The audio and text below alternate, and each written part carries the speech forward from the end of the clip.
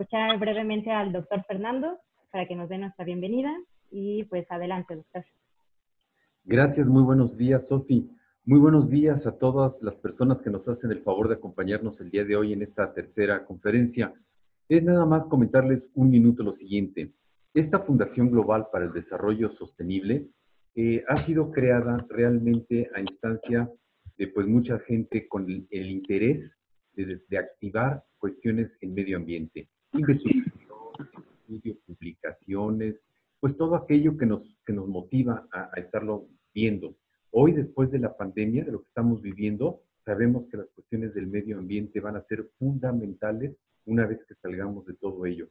Para nosotros es un enorme gusto escuchar que tenemos personas que nos acompañan de Centroamérica, de Sudamérica, de Estados Unidos, de Canadá, de España, de Francia, entonces de diferentes partes del mundo. Nos da mucho gusto y creemos que a través de esta integración, de todo lo que podemos ir haciendo nosotros, podemos aportar cosas muy favorables al medio ambiente.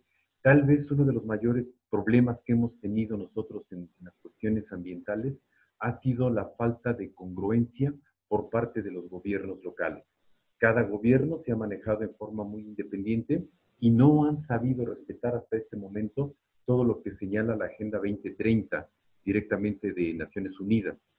Todo lo que son los principios generales del desarrollo sostenible es algo de lo que tenemos que ir trabajando todos los países del mundo desde las necesidades y condiciones económicas de cada país. No es lo mismo un país en África, en Asia o en América Latina que en un país europeo o de un país desarrollado. Por lo tanto, lo importante que buscamos nosotros es, a través de esta fundación, empezar a trabajar en el estudio y la investigación de todos estos temas de los objetivos de desarrollo sostenible. Por lo tanto, hoy vamos a encontrar una gran cantidad de invitados, de participantes que, como el día de hoy, tenemos a Chris Mayer, ya la van a presentar en un momentito con ustedes. Es gente que se está preparando en los Estados Unidos de América, que vamos a encontrar gente de muchas partes del mundo que son muy valiosos. Por eso, lo que nosotros los queremos invitar es a participar dentro de esta fundación, en las diferentes actividades que tengas, en las diferentes condiciones y como tú puedas aportar. Lo importante es sumar e ir llevando a cabo actividades que nos permitan una integración y darnos cuenta de algo que, querramos o no, así es. Nuestra casa en común es el planeta Tierra. El problema de contaminación no se divide por fronteras. Esto lo tenemos en cualquier parte del mundo. Entonces, hoy por hoy, este intento, este gusto que estamos haciendo por llevar a cabo este tipo de eventos a través de la Fundación Global para el Desarrollo Sostenible es para el beneficio de todos y cada uno de ustedes los que nos escuchan. Todos sean bienvenidos y a través de Sofi se pueden comunicar para poder participar con nosotros en sus actividades que realizan en sus lugares de origen. Pues simplemente decirles muchas gracias por estar con nosotros y le dejo la palabra a Sofi para que nos presente a nuestra invitada especial. Gracias. Buen día. Gracias, doctor. Pues bienvenidos a todos. Nos da mucho gusto que haya gente de todo México y de toda Latinoamérica. Es padrísimo contar con todos ustedes. Bueno, vamos a comenzar. El día de hoy tenemos la conferencia de El carbono embebido en edificios, urbanismo y sustentabilidad. Nuestra invitada del día de hoy es la maestra Christian Mayer, quien nos acompaña desde Dallas, Texas, Estados Unidos. Bueno, antes de comenzar quisiera darles unas breves indicaciones. Muchos de ustedes ya han entrado anteriormente, pero para quienes es nuevo en estas sesiones, pues lo que hacemos es que les pedimos que durante toda la sesión tengan apagado tanto su micrófono como su cámara, esto para no saturar nuestro ancho de banda y que podamos ver y escuchar al ponente de la mejor manera y que todo pueda fluir adecuadamente. Nuestra conferencia pues va a tener una duración aproximada de unos 40-45 minutos y después vamos a dar paso a la sesión de preguntas y respuestas. Sus preguntas las pueden ir mandando, si se fijan, tienen aquí del lado derecho un chat. Pueden mandar sus preguntas ahí, ya sea en público o en privado hacia mí, que yo estoy como Fundación Global para el Desarrollo Sostenible. Cualquiera de las dos opciones puede funcionar y al final, cuando Chris termine su plática, damos pie a esta sesión de preguntas y respuestas. Y bueno, esas son las únicas indicaciones. Ahora sí, vamos a presentar a la maestra Cristian. Cristian, bienvenida. Muchas gracias por estar con nosotros el día de hoy. Hola. Hola, gracias por invitarme. Hombre, gracias a ti por estar aquí con nosotros. Bueno, se las presento. Cristian es egresada de la carrera de Ingeniero en Desarrollo Sustentable por el Tecnológico de Monterrey y continuó sus estudios en la Universidad Metodista del Sur en Dallas, Texas, donde obtuvo la maestría en Desarrollo Sustentable. En esta Universidad de Dallas enfocó sus estudios a la sustentabilidad en el medio construido, generando un análisis de las opciones de desarrollo urbano para el río Santa Catarina en Monterrey. Cristian ha realizado proyectos de análisis de ciclo de vida para la certificación ISO 14000 para empresas regiomontanas y es cofundadora de Quimera Verde, que es un grupo enfocado en fomentar la sustentabilidad de la zona metropolitana en Monterrey. Actualmente, Cristian se encuentra trabajando en Dallas, Texas, en el Departamento de Sustentabilidad de BEC, que es una empresa enfocada en el diseño arquitectónico y la construcción. Y bueno, Cris, bienvenida. Déjame hacerte anfitriona para que puedas poner tu presentación y ya comenzamos. Ok. A ver, listo. Voy a apagar mi cámara y mi micrófono, pero sigo aquí atenta a cualquier cosa que necesites, Cris.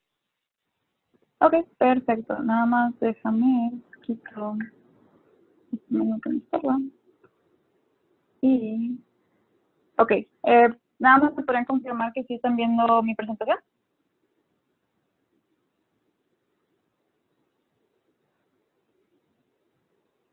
Asumiré que sí. Ok. Bueno, primero que nada, muchas gracias por compartir esta mañana de ese sábado con nosotros. Espero que lleven un poco de aprendizaje y herramientas para que puedan implementarlo en su vida diaria. Ya como Sofi les mencionó, un poco de mí, soy Cristian Mayer, estoy trabajando actualmente en una empresa llamada BEC, en el área de sustentabilidad. Nosotros nos dedicamos a la arquitectura, a la construcción en un proceso integrado, entonces eso nos da la oportunidad de ver a través de todo el desarrollo de un proyecto varias áreas de eficiencia y cómo implementar estas medidas de sustentabilidad. El objetivo de esta presentación o lo que yo pretendo hacer con ustedes no es hacerlos expertos en el carbono embebido, sino que puedan desarrollar una mente crítica sobre los proyectos que están sucediendo a su alrededor y que tengan las herramientas necesarias para poder implementar este análisis o unos ojos, un lente diferente para ver todo lo que está sucediendo en su entorno y su medio construido. También, como les mencionó Sofía, si en algún punto tienen alguna pregunta o algún comentario o alguna experiencia, porque yo creo que esto es algo fácil de relacionar con nuestro día a día, ya que literalmente estamos embebidos, estamos viviendo esta situación, pongan los comentarios en el chat. No sé si voy a poder estar muy al pendiente de esos comentarios, pero al final sí podemos recapitular todo lo que mencionan y qué mejor que enriquecer la conversación con sus experiencias. Entonces, también si en algún punto algo suena, algún tecnicismo no queda claro, por favor pregúntenlo, o si quieren ejemplos más detallados. Entonces, vamos a empezar trayendo todo a nuestra realidad. ¿Qué es un hábitat y qué pensamos cuando escuchamos la palabra hábitat? Por mucho tiempo yo creo que teníamos esa connotación de que un hábitat era el lugar donde vivían los conejitos y había plantitas y arbolitos y hay un rillito bonito y lo dibujo y lo coloreo con un sol muy brillante. Pero tenemos que entender que hábitat es una definición ecológica para definir el espacio donde transcurren todos los procesos y todas las dinámicas de interacción entre varias comunidades, individuos y varias especies. Entonces, esto significa que nosotros como humanos también somos parte de esa definición de hábitat. No solo pensar que existe la naturaleza en un plano diferente al que yo estoy habitando, sino que yo también soy responsable de ese hábitat compartido que tengo con las otras comunidades, especies e individuos. Entonces, la primera reflexión que tenemos que hacer es entender que nosotros no estamos separados de este concepto de naturaleza. Y cuando estamos empezando a hablar de sustentabilidad, no solo es mejorar el planeta o salvar el planeta, estamos trabajando en nuestro entorno y nuestra vivienda. No podemos seguir segregando esos dos conceptos. Si lo seguimos haciendo así, no vamos a poder llegar a una solución óptima o una solución que pueda sostenerse a través del tiempo. Entonces, ¿por qué se genera esta distinción? ¿Qué es lo que nos diferencia? Bueno, en realidad, aunque nosotros también somos individuos dentro de un ecosistema y interactuamos con un hábitat, nuestra especie tiene la cualidad de que es muy bien dotado para modificar este hábitat.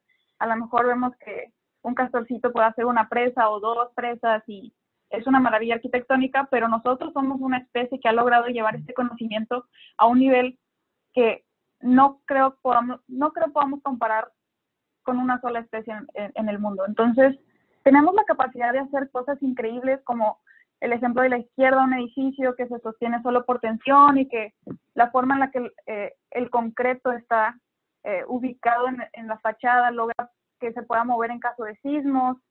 Tenemos rascacielos, parques, aeropuertos que están literalmente flotando en el agua. Hemos creado maravillas, pero dentro de esa capacidad de cambio en el hábitat también hemos generado un gran daño a este medio que no entendemos que es parte del mismo hábitat que compartimos. Entonces, eso lo que nos dice es que nosotros como especie tenemos una gran responsabilidad de generar un hábitat no solo bueno, no solo óptimo, sino que traiga algo mejor. Entonces ya empezamos a decir, ok, quiero incidir en mi entorno, quiero generar un buen medio en el que me voy a estar desarrollando, pero ¿cómo? ¿Qué es bueno? ¿Qué tengo que hacer? Entonces, afortunadamente esas preguntas ya se han hecho a lo largo de muchos años y se ha respondido. Paneles de expertos se han juntado, han creado certificaciones, han creado estándares, han creado guías de diseño. Muchos estamos familiarizados, por ejemplo, LEED, que es una certificación que te da una serie de guías y métricas que puedes aplicar en tu edificio y te dice cómo cuantificar esos impactos. ASHRAE, que es una asociación y que también tiene mucho lenguaje técnico para que podamos entender las repercusiones y lineamientos base de cómo debemos de construir nuestras cosas, normativas mexicanas, otras certificaciones como EDGE, Passive House o Living Building Challenge. Entonces, el conocimiento está ahí.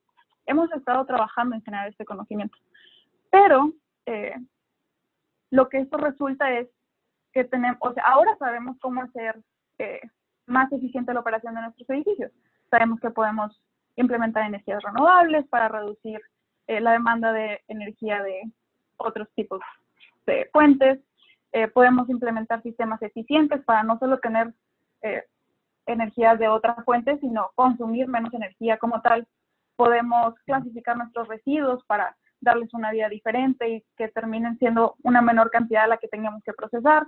Podemos implementar aparatos de bajo consumo de agua para consumir menos agua y directamente reducir nuestro impacto, etcétera. Pero lo que se nos ha estado olvidando en todo este análisis es que eso nos está haciendo eficiente lo que va en la operación de nuestro edificio. Pero hemos estado olvidando el edificio como tal. Muy pocas veces se genera un análisis o se entiende el impacto que tiene esa construcción ante el medio en el que se está desarrollando. Entonces, por eso digo que son las dos caras de la moneda.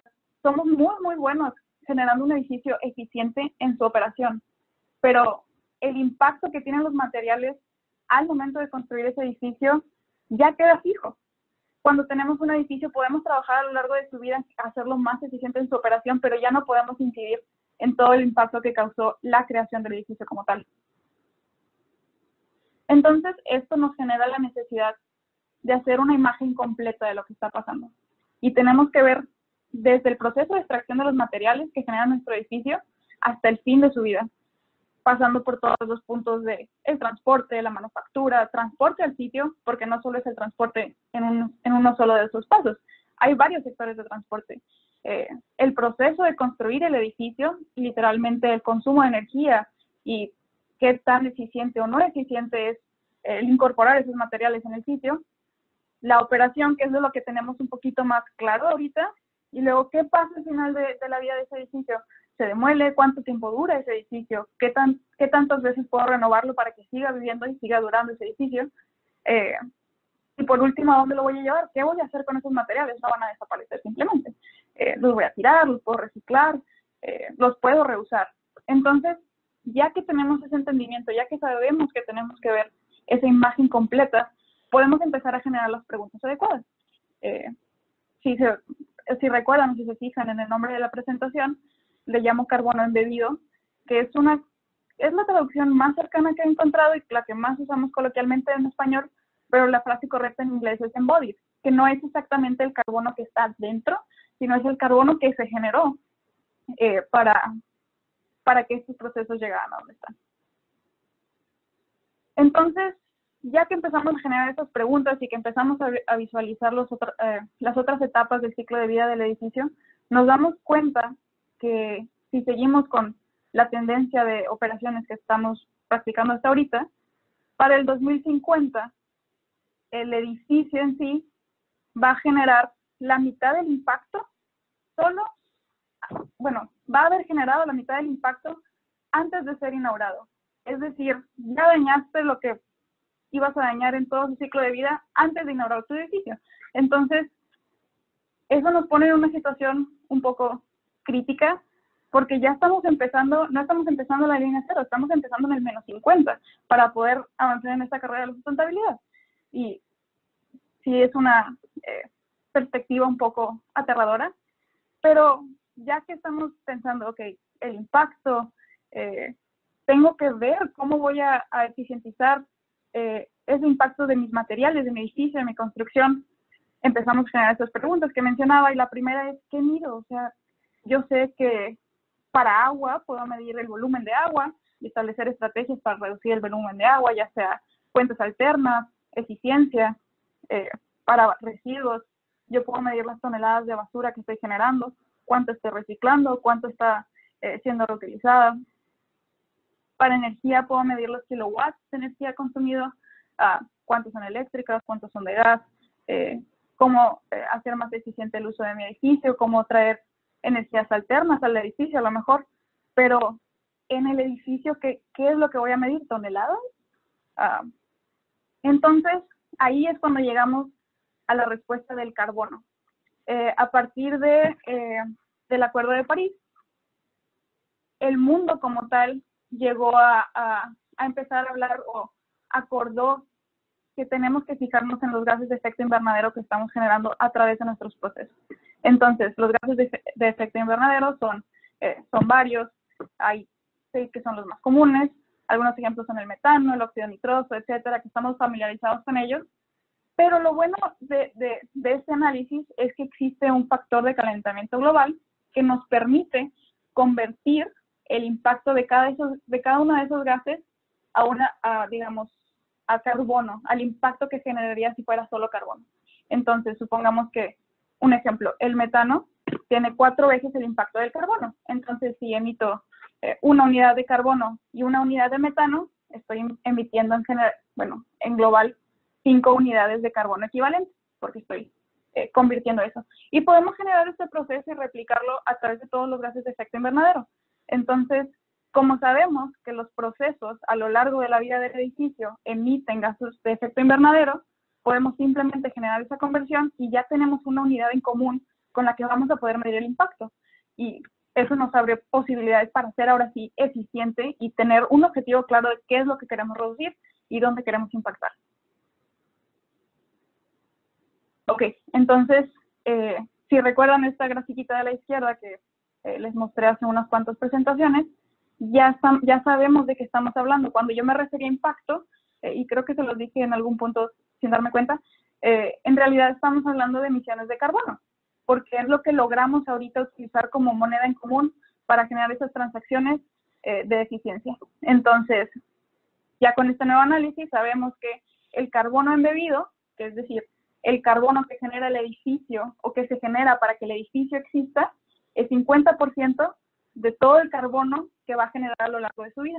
Bueno, 49, más o menos la mitad. Poniéndolo en perspectiva, también sabemos que en emisiones globales, el sector de la construcción es aproximadamente 39% de las emisiones. Entonces, solo un sector se lleva casi la mayoría o tiene uno de los casos más grandes de impacto a nivel global. Y la única respuesta a lo que podemos hacer es, evidentemente, solo correr en círculos y estar en pánico, porque ya nos dimos cuenta que estamos generando demasiado impacto por algo que no entendíamos.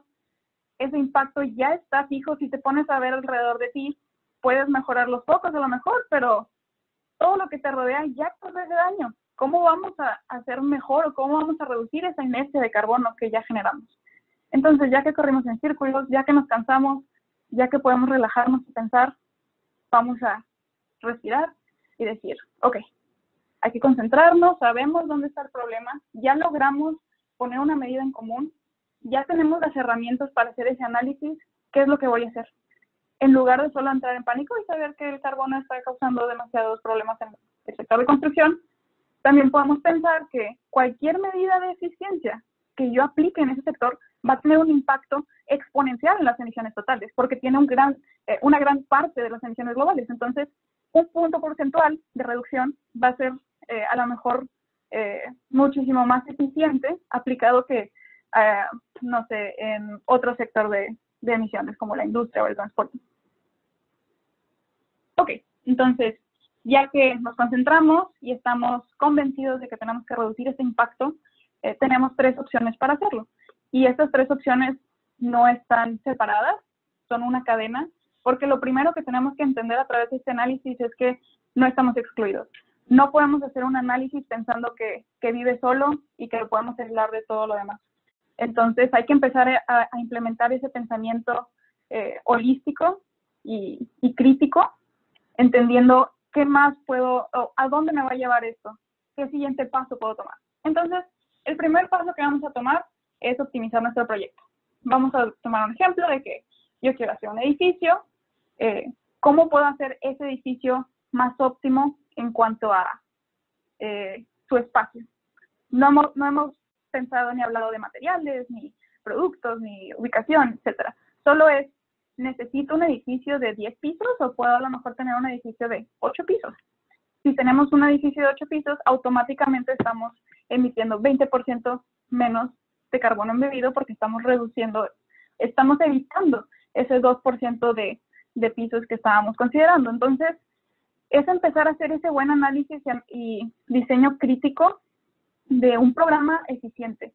No dejarnos guiar solo por, a lo mejor, estructuras que tenemos en modelos a gran volumen y gran escala, que podrían ser más eficientes si le damos un poquito de tiempo para afinarlos más al contexto en el que van a ser desarrollados. Entonces, todos estos edificios funcionan, tienen el mismo nivel de programación, es decir, le cabe la misma cantidad de gente, tienen los mismos usos, a lo mejor y todos tienen diferentes consumos de energía, pero quizá la huella más pequeña nos va a ahorrar un poquito más de dinero. Entonces, es solo empezar a hacernos esas preguntas de cuál es el diseño más eficiente que puedo generar. No hemos empezado a hablar de nada más, solo del proyecto.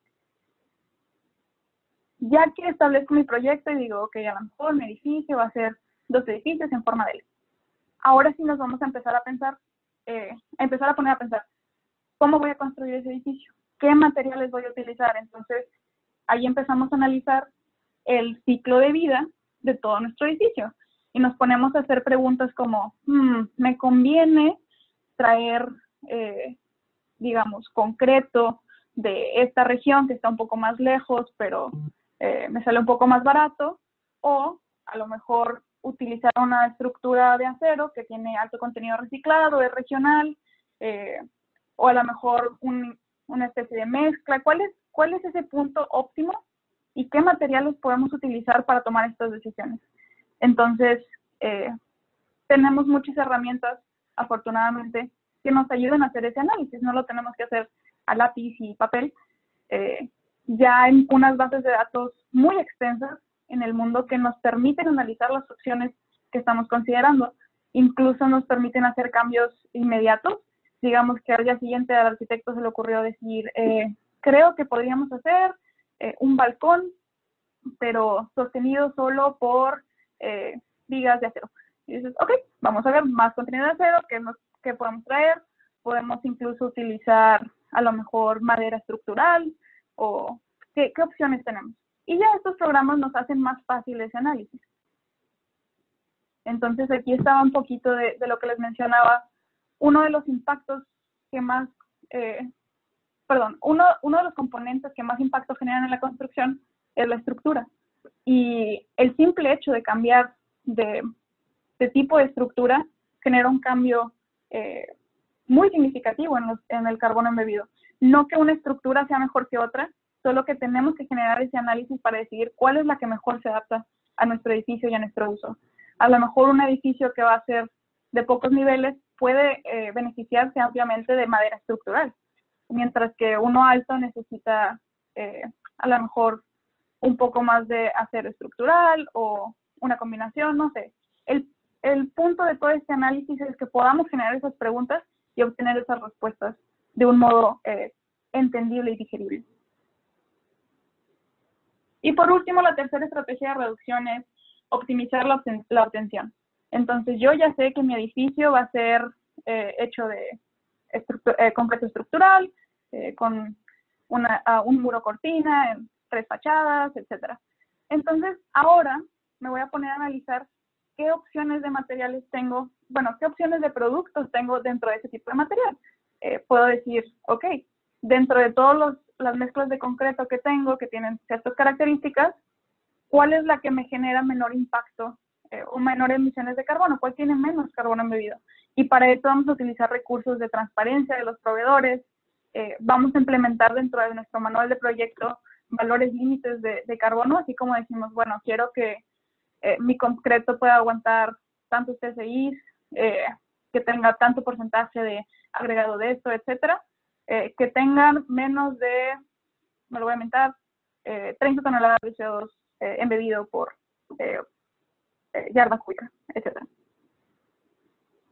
Y ya vamos viendo cómo este análisis de ciclo de vida adquiere un paso extra después de hacer el análisis paramétrico que vimos hace unas cuantas slides, donde estamos empezando a comparar productos, un poquito más afinado ese detalle de qué opciones tenemos.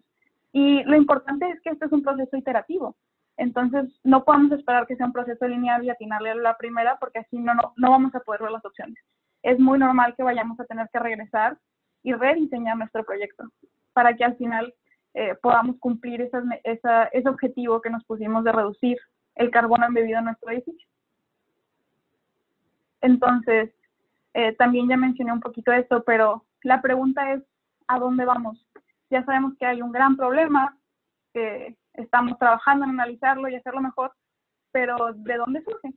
La realidad es que en el 2016 se crea, bueno, a través del Acuerdo de París,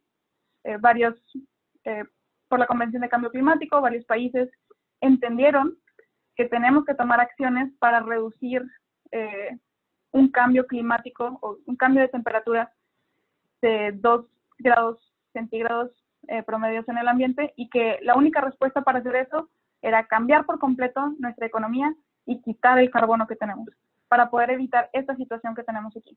Entonces se hace un compromiso de generar una economía libre de carbono para el 2050, lo cual nos pone en una situación un poco crítica, porque significa que tenemos que tomar medidas ya, y medidas eficientes. Entonces vamos a tener que ver cómo mejorar los procesos que tenemos actualmente y cómo implementar procesos que nos ayuden a remover carbono de la economía. Entonces, esto no se va a hacer con un solo frente, no podemos solo ver los edificios o solo ver el transporte. Tenemos que ver cómo interactúan todos estos sectores e implementar esas medidas de eficiencia a lo largo de la vida a lo largo de toda la economía. Poder entender, igual que mencionaba al principio, tenemos que poder entender cómo interactúan todos los ámbitos y todo ese proceso. Entonces, hasta ahorita en nuestra plática de el hábitat humano, estuvimos viendo ejemplos de cómo impacta un edificio o cómo podemos hacer más eficiente un edificio. Pero lo que les he estado repitiendo ya un poco de veces es, tenemos que no olvidar que nuestro edificio es parte de un todo, está conviviendo e interactuando con muchas otras cosas. Entonces, ¿cómo puedo asegurarme de que pueda implementar estrategias para que ese edificio interactúe de modo que en conjunto podamos reducir esta huella? Algunos ejemplos que varios gobiernos o varias administraciones están implementando es, por ejemplo, en Melbourne, crearon lo que ellos llaman vecindarios de 20 minutos. Entonces, lo que buscan es que tú puedas vivir en un lugar donde a 20 minutos de distancia caminable puedas tener acceso a todos los servicios que necesitas en tu vida diaria. Puedes vivir, trabajar, recibir atención médica, servicios de recreación como ir a restaurantes, bares, parques, y todo a través de un sistema interconectado que le da la preferencia al peatón, que tienes avenidas para bicicletas, por ejemplo. No significa que no tengas que usar un carro, pero en realidad ya no lo necesitas y puedes satisfacer todas tus necesidades en ese sector de 20 minutos. Melbourne lo estuvo implementando desde el 2017 y este año París dijo, yo voy a hacer lo mismo, pero en vez de 20 voy a hacer 15 minutos. Entonces el gobernador acaba de lanzar, o la gobernadora, acaba de lanzar su programa de vecindarios en París en Común, pero ahora son 15 minutos y están buscando lo mismo. Cómo hacer que todos los servicios que necesitas para vivir tu día a día pueden estar accesibles a ti en una distancia caminable de 15 minutos. Y quieran o no, eso nos permite que ya no tengamos que estar ligados a esa transportación o, digamos, podemos mejorar y eficientizar nuestra calidad de vida en un espacio más pequeño y podemos concentrarnos en esos pequeños espacios y en esas pequeñas islitas para hacerlos lo más óptimas y que estén adecuadas a las necesidades de esa microciudad, por así decirlo. No tenemos que, porque uno de los grandes problemas es que intentamos generar soluciones y aplicarlas a través de muchos sectores, pero no entendemos que muchas veces lo que necesitamos es poder ajustarlas a las necesidades específicas de cada región. Entonces, estos pequeños vecindarios nos brindan esa unidad en común que podemos utilizar para ese análisis y optimización. Y cada uno va a empezar a desarrollar su carácter, va a empezar a desarrollar necesidades, a lo mejor unos van a, aparte de satisfacer todas las necesidades, van a tener un componente más grande artístico, otros de restaurantes, y ya después vas a tener una interacción entre esas microciudades, pero tú sabes que como individuo, cualquier necesidad que tengas la puedes satisfacer en ese pequeño bloque. Entonces, ya que tenemos una idea de cosas que podemos hacer, podemos pensar en un ejemplo de cómo implementar esas estrategias de reducción que mencionamos a un proyecto de una ciudad. Esto que ven en el mapa es la parte, se llama el sur de Dallas, es un sector que está actualmente atravesando varias fases de renovación porque se dieron cuenta que la gente que vive en esa zona no tiene acceso a comida. Se le llama desierto de comida, una traducción un poco mala del inglés, pero lo que significa es que las personas no pueden accesar a comida nutricional en en un radio de 1 milla. Entonces, las personas tienen que manejar hasta cruzar esa avenida para poder siquiera tener acceso a frutas o verduras. Otra cosa es que, por lo mismo, se ha notado que hay un poco de segregación hacia estos sectores, a estas unidades de vivienda. Por lo mismo, la infraestructura en estas zonas ha empezado a decaer. Y ahorita el gobierno lo que está intentando ver es cómo reactivar esta zona. Entonces, vamos a hacer un pequeño ejemplo. Digamos, nos vamos a enfocar en una pequeña sección de aquí. Aplicamos lo de la distancia de una de las otras ciudades. Esta en realidad son más o menos 8 minutos caminables, pero es un ejemplo de lo que podríamos hacer. Entonces, lo primero que tenemos que evaluar es cuál es el contexto de esta ubicación, porque ese contexto nos va a decir qué necesidades hay y cómo vamos a solucionarlas. Ya mencionamos que no podemos utilizar la misma estrategia para este bloque de población que voy a utilizar a lo mejor en el norte de Dallas, porque tienen un diferente contexto. Entonces, ¿qué preguntas tenemos que hacer? Igual que con el carbono, ¿qué preguntas necesito? Vamos a ver cuál es la población en este sector, cuál es la raza que predomina, cuál es la edad de la gente que vive ahí, cuál es el poder adquisitivo. Y luego, ya que analizamos un poco la población, vamos a ver en ese sector qué tienen, qué servicios religiosos hay, qué servicios de alimentación hay, de salud, de seguridad, la infraestructura, qué infraestructura hay y en qué calidad está. Y ya de ahí, interactuando también con las personas y con actores importantes, vemos qué problemas tienen. En este sector tenían problemas de inseguridad y enfermedades. Entonces, ya que tenemos toda esta información, nos hacemos a nosotros la pregunta, ¿cómo podemos reactivar esta zona y cómo podemos mejorar la calidad de vida de estas personas? Porque al final del día eso es lo que necesitamos.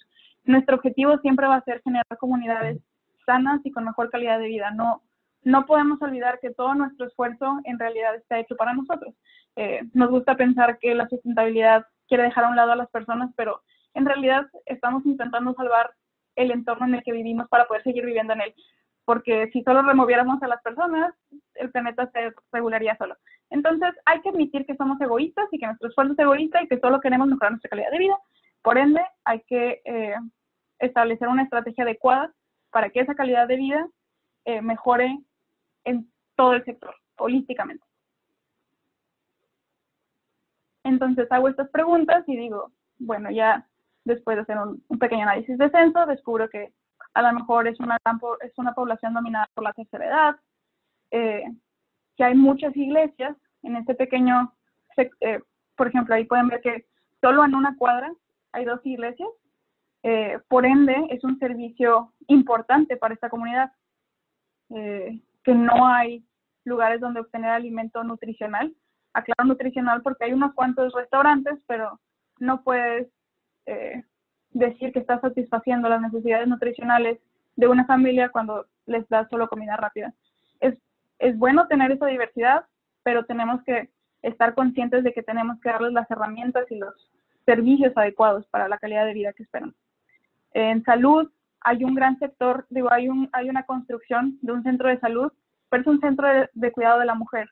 Entonces, ¿qué nos está diciendo esto? A lo mejor esto puede responder a una de las preguntas que tenemos abajo, cuando hablábamos de enfermedades, que quizá hay un gran sector de población que no tiene acceso a los servicios de salud adecuados, porque no pueden acceder a esos centros de salud ya que no les aplican. Necesitas a lo mejor un servicio médico un poco más especializado o un poco más variado. Y si lo relacionamos, por ejemplo, si vemos que a lo mejor la enfermedad es diabetes, quizá está relacionado con la calidad de acceso al alimento que tienen. Y es cuando empezamos a hacer todas estas conexiones y todas estas preguntas, y de ahí empezamos a sacar ideas de cómo reactivar esta zona.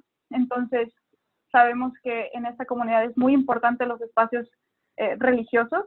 Cuando, esto lo saqué un poquito de un proyecto que realizamos en la universidad, cuando fuimos a analizar este vecindario, fuimos en diferentes días de la semana y a diferentes horas. De lunes a sábado es un vecindario que parece que no vive nadie ahí. La gente está encerrada en sus casas, todo está abarrotado, de repente ves un carro y te pones un poco nervioso.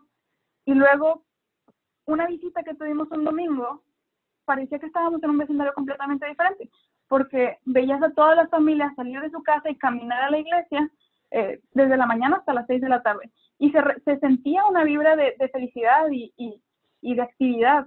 Entonces, ¿cómo podemos hacer que esa situación o ese estado de vivienda que estábamos observando el domingo pueda ser aplicable para todos los demás días de la semana?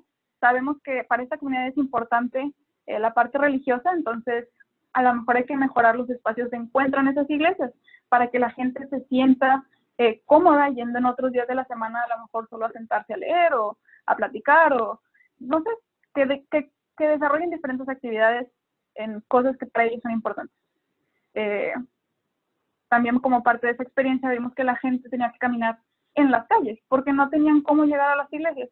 Lo hacían porque estaban acostumbrados, pero ninguna de esas calles, por ejemplo, tenía medidas para reducir la velocidad.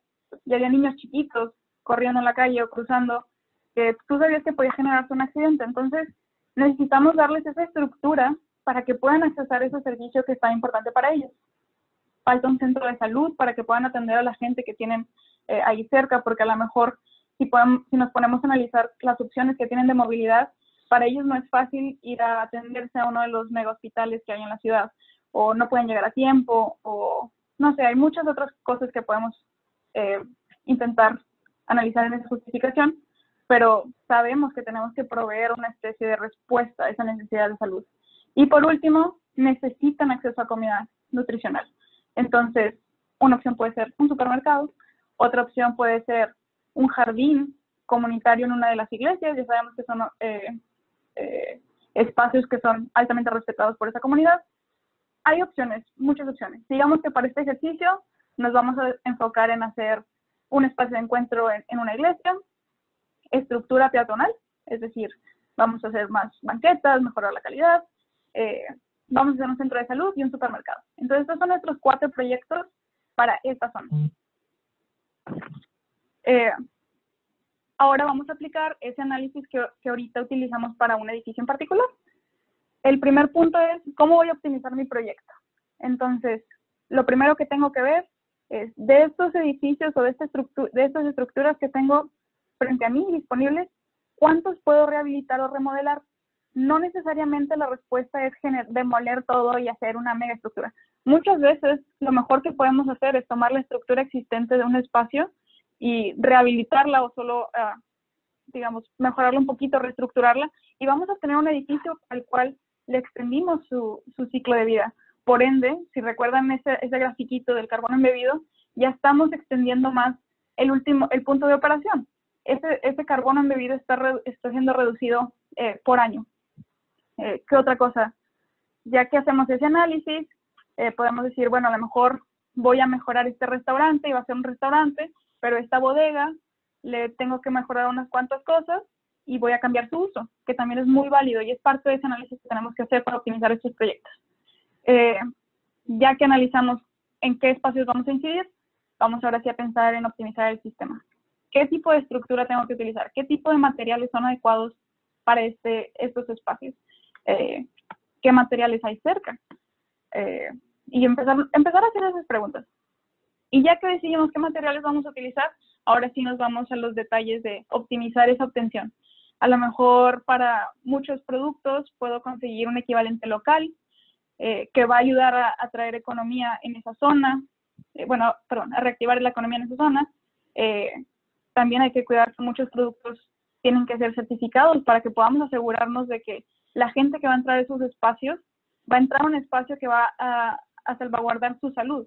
Porque muchas de las cosas, otra de la conversación que se fomentó a raíz de la pandemia que estamos experimentando, es que muchas veces cuando las ciudades están haciendo proyectos de rehabilitación de vivienda social, solo van a poner focos de mejor calidad o poner un panel solar, pero no están viendo los materiales y la repercusión a la salud que tienen estos sistemas constructivos en las personas. Entonces, volvemos a lo mismo. Tenemos que ver la imagen completa y tenemos que recordar que al final nuestro usuario, el objetivo es mejorar la calidad de vida de esa persona que va a estar interactuando en ese medio. Y por último, lo que nos tenemos que preguntar, ya que tenemos desarrollado nuestro proyecto, es, ¿esto va a traer una solución a largo plazo? Esta es una de las preguntas más difíciles en cualquier proyecto, especialmente proyectos sociales, porque yo creo que parte del proceso de aprendizaje que han hecho muchos grupos es, si tú solo traes una solución o lo que tú consideras como una solución y la comunidad simplemente no está de acuerdo, no va a pasar. Hay proyectos que, digamos, llevan tanques de recolección de agua a lugares que tienen poco acceso a estructuras, pero como nunca se les dio entrenamiento a las personas o simplemente nunca entendieron qué es lo que estaba pasando o no les interesaba porque no se acercaban a ellos, esos tanques que costaron muchísimo dinero solo están ahí almacenando polvo y ya no funcionan porque la comunidad no adoptó esa medida. Entonces, todas las soluciones que vayamos a implementar a cualquier sector tienen que surgir de la comunidad. Por eso tenemos que realizar todo ese análisis del contexto de esa región. Y lo más importante es acercarnos con actores y gente que genere influencias entre esas comunidades. Esto es una pregunta que hay que hacer, es difícil responder, no tengo una imagen, una guía clara de cómo lograr eso, varía, pero hay gente que es muy, muy, muy hábil en generar estas conexiones. Y por último, lo que les decía al principio, no espero que sean a lo mejor expertos en lo que es el carbono embebido, proyectos de urbanismo, pero nuestra responsabilidad como personas que están interactuando en este medio construido es ser un usuario crítico de lo que está pasando alrededor de mí. Entonces, ahora con toda esta perspectiva que tienen, me gustaría que se pongan a observar qué está pasando alrededor de ustedes. Entonces, ¿qué proyectos están generándose en tu ciudad, en tu estado o en tu país? ¿Qué estás leyendo en las noticias? ¿Qué estrategias de diseño están utilizando? ¿Están utilizando a lo mejor una guía de diseño o no? ¿O solo se están dejando llevar por la estética? ¿O se están llevando por la estética, pero tú no sabías que hay un consultor hay una firma de ingeniería detrás de ellos que los ayudó a hacer todo este análisis de ciclo de vida, y la estructura que tú estás viendo, que a lo mejor se ve muy bonita porque es blanca y parece que flota, en realidad está sustituyendo una estructura de concreto y generó una reducción de carbono embebido, que tú no sabías. Eso es un ejemplo real que acabo de descubrir de un proyecto que se iba a hacer en México, y yo no sabía que todo ese análisis había pasado. Entonces, solo hay que empezar a ser más críticos, y con críticos no me refiero a solo criticar lo que está pasando. Crítico es una persona que empieza a hacer preguntas y obtener más conocimiento y luego genera o aporta soluciones o opiniones que enriquecen, no solo quejarnos de lo que está pasando. El siguiente tema que tenemos que preguntar, porque no quiero que la gente se olvide de la importancia de esto, es: ¿este proyecto está tocando temas de justicia ambiental y de salud? La justicia ambiental es ¿cómo se le llama a ese ejemplo que estábamos hablando de muchas veces ciertos sectores de población son relegados a situaciones un poco, bueno, que son más detrimentales para su bienestar, y muchas veces tienen impacto en su entorno? Entonces, un caso es lo que pasó en Flint con la gente que estaba teniendo, que se estaba envenenando con el plomo en las tuberías, etcétera. Y al final decir, ok, ¿cómo puedo optimizarlo? ¿Qué haría yo para hacer este proyecto mejor? A lo mejor no podemos mejorar un proyecto que lleva 5 años en desarrollo, pero sí puedo decir de que, yo a lo mejor voy a comprar una casa prontamente, o voy a hacer un anexo a mi casa que tengo ahorita, o no sé, cualquier cosa. Entonces decir, puedo utilizar ese aprendizaje o esa optimización que vi en otro proyecto, implementarla en mi sector, o, ¿por qué no?, sugerirlo a las personas que están haciendo ese proyecto del que estamos hablando. Entonces, nuestra responsabilidad solo es ser ese agente crítico, ese usuario crítico de lo que está pasando en nuestro entorno, porque nosotros somos los que están viviendo ese contexto. Y creo que eso es todo lo que puedo aportarles hoy. Espero les haya gustado o interesado. Ahí está mi información de contacto. Me pueden contactar con preguntas o ejemplos, ¿por qué no? Si ustedes han visto un ejemplo importante o interesante, es más que bienvenido. Me gusta escuchar cosas diferentes. Y sí, entonces espero les haya gustado y gracias por su tiempo el día de hoy.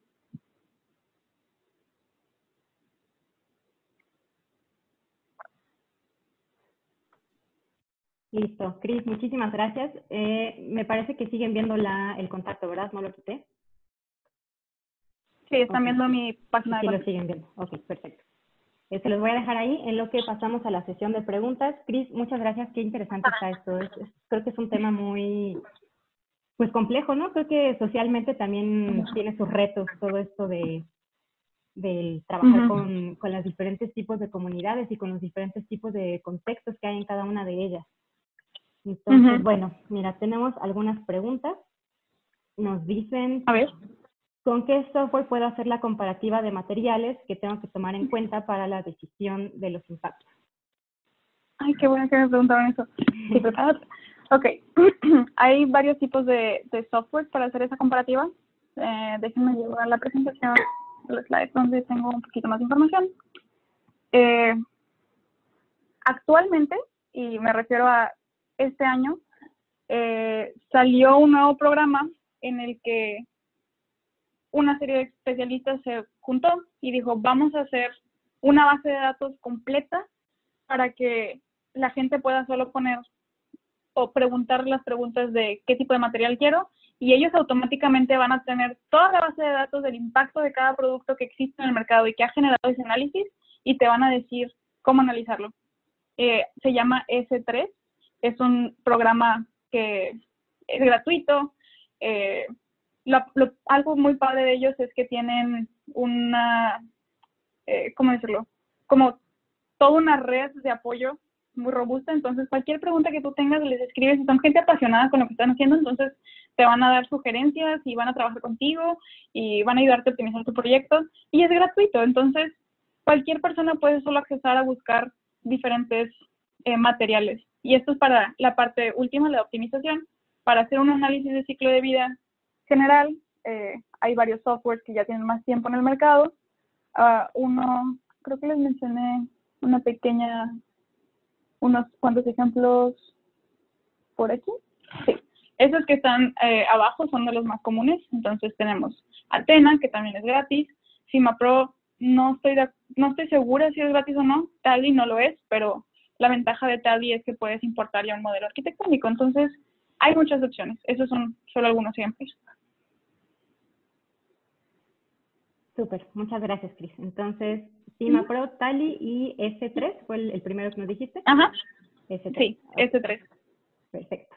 Muchas gracias, Cris. Luego nos preguntan, ¿qué opinas sobre bueno, nos dicen que hay que hacer una revisión de la normatividad local que puede limitar estas acciones. ¿Qué opinas o qué experiencia tienes al respecto? ¿Qué has visto, qué has vivido? Pues, ok. Creo que hay diferentes modos de responder esta pregunta.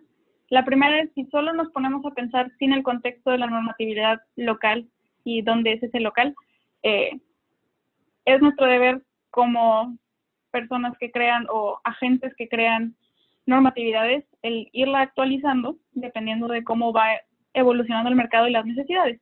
Porque una normativa no está hecha para solo cumplir con el mínimo, queremos ir levantando esa barra.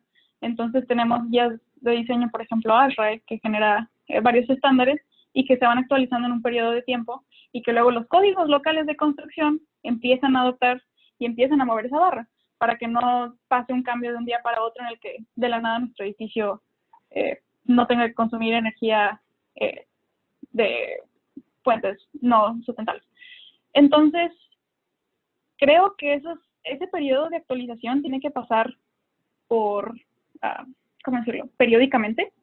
No es necesariamente solo quitar una, tenemos que entender que no va a ser algo fijo, pero tiene que irse analizando y actualizando dependiendo de lo que está pasando en nuestro entorno, de nuestra industria donde está, y que en realidad muchas veces la gente no va a querer implementar estas estrategias porque no hay una normativa atrás que les exija construir un proyecto que cumpla con estos estándares. Entonces, tenemos la responsabilidad de hacer mejores estándares y mejores normativas. Si lo aterrizamos al contexto local, yo creo que varía dependiendo de qué nos referimos con local, quién está a cargo, qué procesos están ahí. Sé que son procesos tardados, pero también sé que muchos procesos, ¿cómo decirlo?, hay buena recepción a varios actores o especialistas que quieran incidir en normativas. Creo que tuve la oportunidad de ver cómo se hacía la actualización de un código de edificación de viviendas en México, y puedo decir de primera mano que todo el contenido que está ahí fue evaluado por expertos, pero esa evaluación toma tiempo y tiene que pasar muchos procesos. Entonces también hay que tener ese entendimiento de que no es algo que va a pasar fácil, porque tiene que pasar muchos filtros de calidad. Entonces, no, sin dar más opinión política en cuanto a normativa en general, es importante entender que son procesos que llevan cambio, pero que tienen que irse reajustando con el tiempo. Ok, Cris, muchas gracias. Tenemos muchas preguntas, no vamos a poderlas responder todas, pero creo que hay mucho interés en el tema social. Por ejemplo, bueno, hay varias preguntas respecto a esta parte social. ¿Qué nos podrías decir como en general, cómo es esto de lidiar con la mentalidad o la cultura de las zonas en las que tú deseas trabajar? O sea, tú mencionabas, por ejemplo, que tiene que venir la iniciativa de ellos, ¿no? La iniciativa de esta colonia o de este sector. Entonces, ¿cómo es esta parte de lidiar con todo lo social y lo cultural y con la mentalidad de las personas?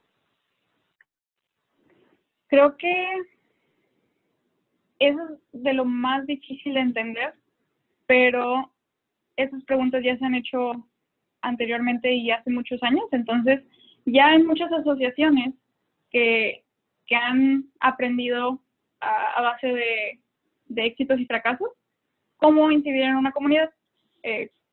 Por ejemplo, creo que el mejor ejemplo que he visto de un modelo estructurado viene de la asociación o la unidad de Cemextec. Ellos ya tienen un modelo y saben qué es lo que funciona para cómo acercarte a una comunidad, con qué actores tienes que empezar. Digo, obviamente tiene que